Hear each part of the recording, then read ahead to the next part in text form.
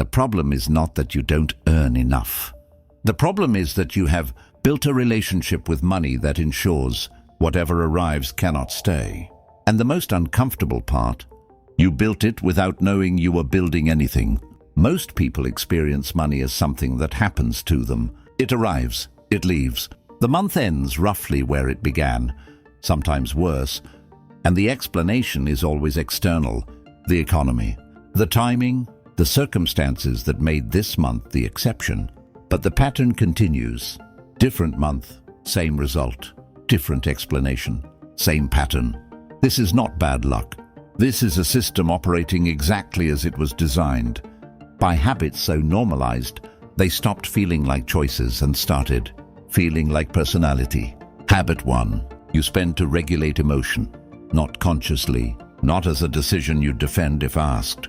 But when the day is hard, when the anxiety rises, when the gap between where you are and where you thought you'd be becomes too loud, you buy something. The purchase is not about the object. It is about the feeling the object produces for approximately 72 hours. After that, the object is ordinary. The anxiety returns. The cycle restarts. Schopenhauer called this the pendulum of desire, the swing between wanting and the hollow of having. The purchase was never about the thing. It was about the silence it bought. And silence purchased is the most expensive kind there is. Habit 2. You have no container. Money without a system is water without a vessel. It finds every exit.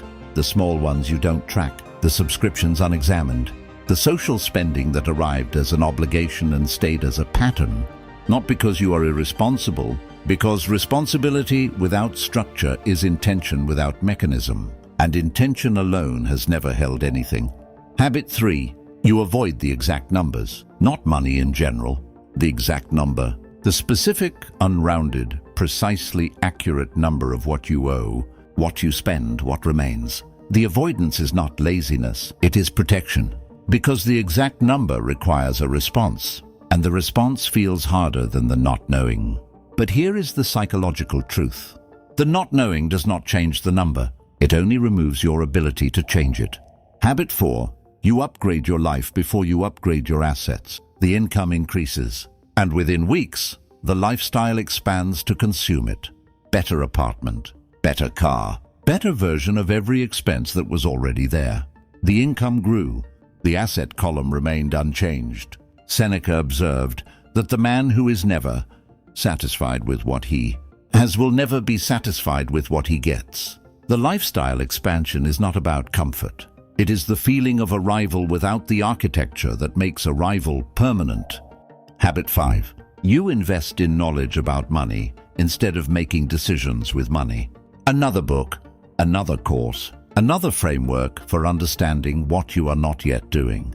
The consumption of financial knowledge produces the neurological sensation of financial progress. It is not progress. It is preparation as a permanent state. And permanent preparation is the most sophisticated form of avoidance available. Marcus Aurelius wrote, "You have power over your mind, not outside events. Realize this, and you will find strength." The 5 habits are not outside events. They are the mind operating below the level of its own awareness, running patterns installed long before you had the context to question them. The relationship you have with money was not built from logic.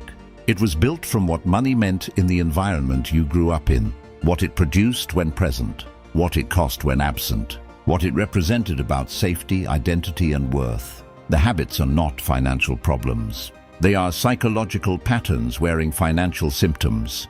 The interruption is not discipline, it is awareness first. Before the purchase, one question. What feeling am I trying to buy? Before the month ends, one habit. See the exact number, not the approximate. The exact. Before the income increase, one decision. Where does this go before the lifestyle touches it? These are not strategies. They are the beginning of a different relationship. One where money is no longer something that happens to you, but something you have decided to understand. The habits were never about money. They were about what money felt like, and what you learned to do with that feeling before you were old enough to question the lesson. The poverty was never only financial, Maybe the question was never, how do I earn more? Maybe it was always, what have I been doing with what I already had, and why?